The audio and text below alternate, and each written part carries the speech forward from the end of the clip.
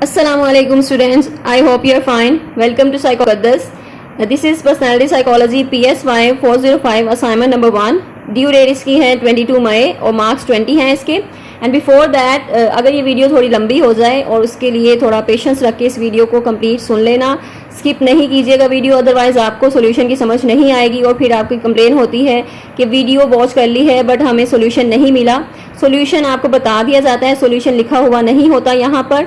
और फिर कुछ स्टूडेंट्स की रिक्वेस्ट आई है कि सोल्यूशन जो है वो प्रॉपर जो राइट डाउन करके उनको फिर शेयर किया जाए. तो इस तरह भी पॉसिबल नहीं है बिकॉज बहुत सी असाइनमेंट एट अ टाइम, आपको पता है कि एट अ टाइम बहुत सी असाइनमेंट आई हुई हैं और सबका सोल्यूशन राइट डाउन करके देन आपसे शेयर किया जाए एंड आप उसको बस कॉपी पेस्ट कर लें, तो that is not the right thing. आप थोड़ी सी एफर्ट आपको भी पुट ऑन करनी होगी उसमें.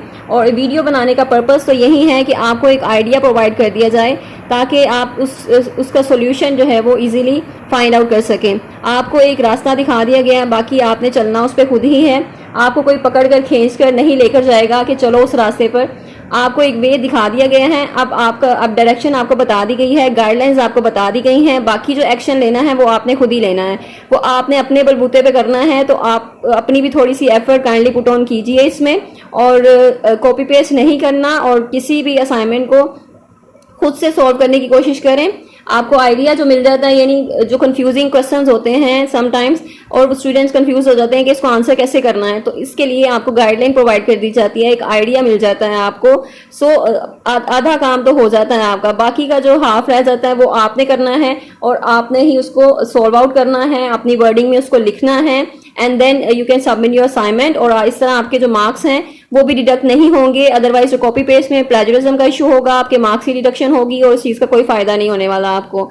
सो आई रेकमेंड कि आप वीडियो जो है वो वॉच करके कंप्लीट देन उसको असाइनमेंट अपनी सॉल्व करने की कोशिश किया करें. आपको आइडिया प्रोवाइड कर दिया जाता है एंड आई होप कि आप सबने चैनल को सब्सक्राइब भी किया हुआ है और बेल आइकन भी प्रेस किया हुआ है ताकि जो नई वीडियोस की वो अपडेट है वो आपको फौरन मिलती रहे. जो न्यू वीडियोस अपलोड हो रही हैं असाइनमेंट्स की नई वीडियोस, वो भी आपको मिलती रहें और बार बार आपको यूट्यूब पे सर्च ना करनी पड़े.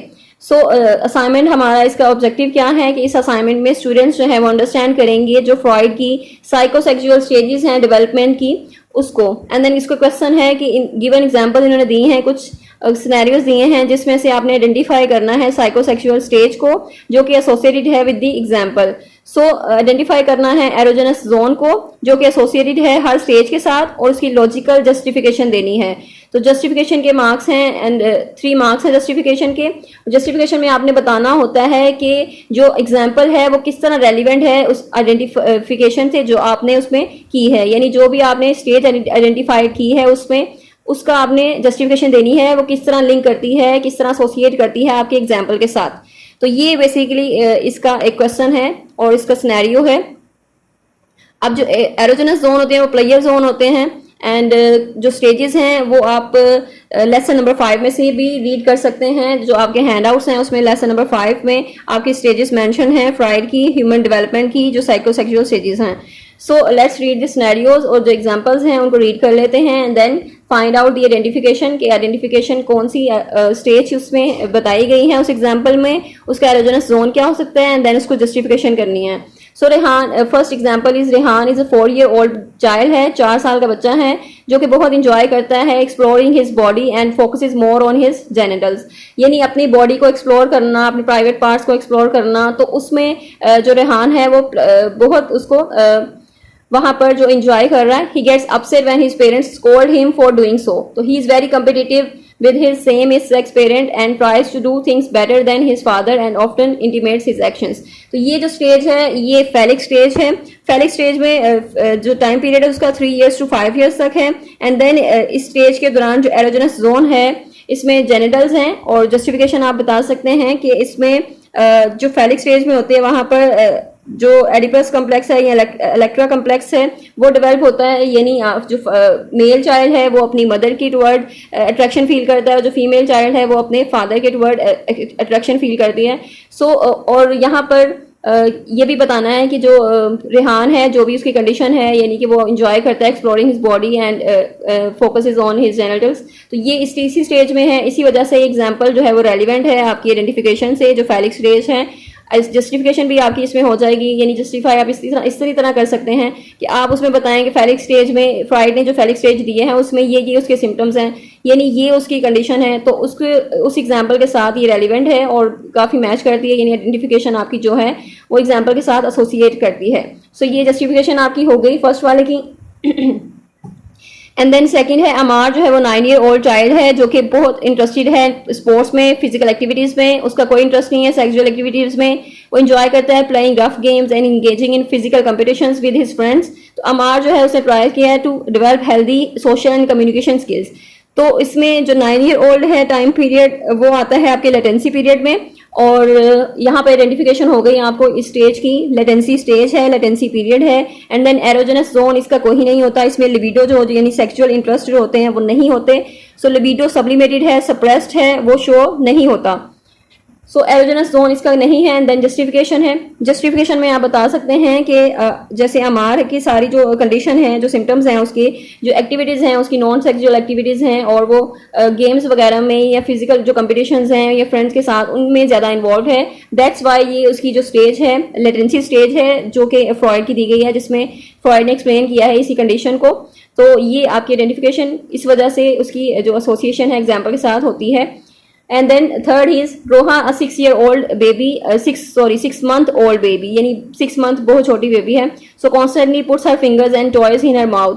अब जो फर्स्ट स्टेज है फ्रॉइड की साइकोसेक्सुअल स्टेज में एनल स्टेज है जो कि उसकी एनल स्टेज ओरल स्टेज है जो कि उसकी बर्थ से लेकर 2 years अप टू 18 months और 2 years तक होती है। सो इसमें रोहा जो है वो छोटी सी बेबी है, तो हर mother notices her sucking thumb for long, Roha enjoys exploring the world through her senses. यानी इसमें जो आइडेंटिफिकेशन आपकी हो गई ओरल स्टेज की। एंड देन एरोजेनस जोन है वो प्रेयर सीकिंग का जो जोन है वो उसका माउथ है।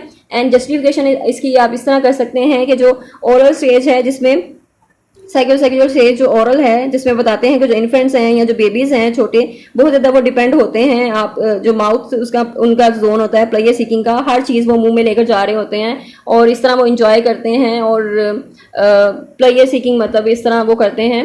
एंड देन ये इसकी जस्टिफिकेशन है सिंपल। और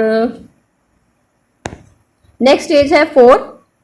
तलहा जो है यंग एडल्ट है, is an independent person and has strong sense of self. His parents observe him having sexual interest in the opposite gender and notice that he wishes to develop loving and life long relationships. यहाँ पर जो तलहा की condition बताई गई है, जो तलहा की situation है उसके अकॉर्डिंग तलहा जो है वो उसकी जो स्टेज है वो जेनिटल स्टेज है, यानी वो एक एडल्ट है। तो एडल्ट की स्टेज जो है वो लास्ट स्टेज है फ्रॉइड की साइकोसेक्सुअल स्टेजेस में, जो कि जेनिटल की स्टेज आती है। इसमें एरोजेनस जोन वो भी जेनिटल ही है, जेनिटल्स हैं। देन जस्टिफिकेशन इसकी ये है कि जो तलहा की सिचुएशन है वो फ्रॉइड की जो लास्ट जो स्टेज है जेनिटल स्टेज उसके अकॉर्डिंग है। और जो तलहा यानी जो भी उसके सिम्टम्स हैं या जो भी इंडिपेंडेंट पर्सन है उसमें सेक्सुअल इंटरेस्ट है ऑपोजिट जेंडर के टुवर्ड्स, तो ये सारी चीज़ें जो है वो शो अप करती हैं कि जो फ्रॉइड की लास्ट स्टेज थी उसमें ये सारी चीज़ें बताई गई हैं।